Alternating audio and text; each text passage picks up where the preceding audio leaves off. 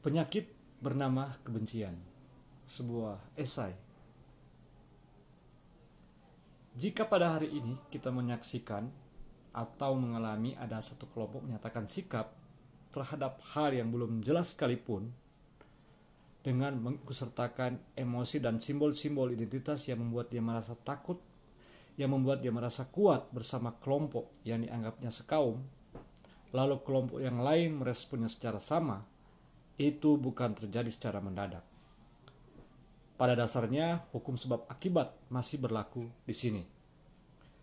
Sebabnya, masih kuat tertanam dalam masyarakat kita bahwa masing-masing kelompok karena nyata berbeda identitas, satu terhadap yang lain adalah ancaman.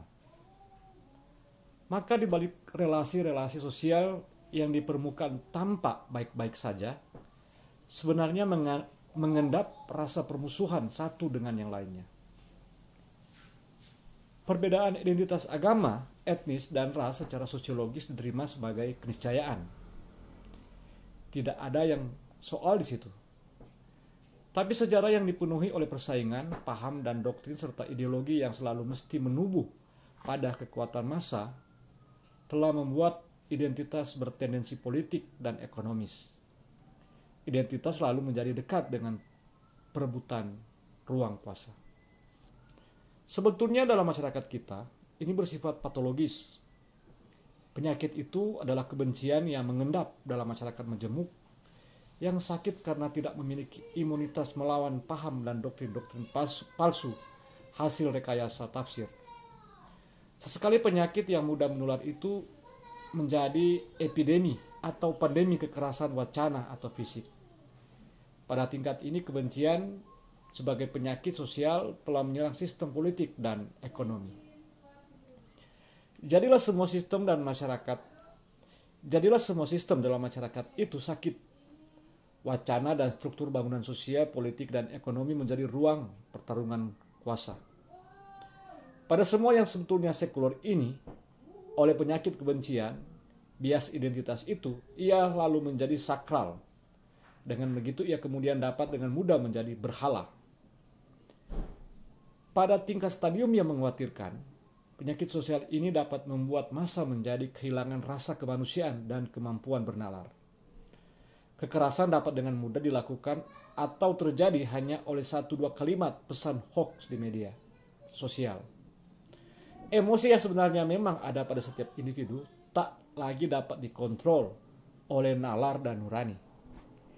Ini lalu mengacaukan iman yang otentik. Ada cara mudah menyelesaikan soal ini, hukum. Tapi ini temporer. Sebab sesuatu yang sudah patologis tidak cukup diberi obat tidur atau penghilang rasa sakit. Kebencian memiliki sejarahnya. Betul, pada umumnya karena alasan ketimpangan sosial, politik, dan ekonomi. Tapi sesungguhnya ia hidup dalam hati dan nalar manusia-manusia salah asuh dan ajar. Prosesnya tentu tidak terjadi sehari.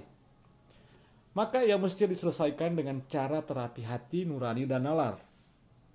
Ini bukan pekerjaan gampang, butuh waktu yang lama, dan dengan begitu butuh kesabaran. Tapi sejarah telah memberi banyak bukti kerusakan pada hati dan nurani serta nalar yang hanya dapat diperbaiki dengan pengetahuan kritis dialektis. Itulah sehingga membaca buku-buku yang menggugat surga sekalipun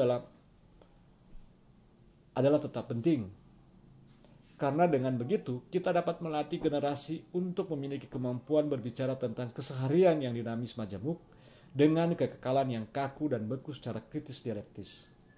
Pengetahuan yang diproses dengan cara ini dapat menjadi spiritualitas menjalani praksis kehidupan yang dinamis. Kehidupan yang bergerak dengan ketegangan-ketegangan kreatif dan berkembang oleh adanya jaringan keragaman.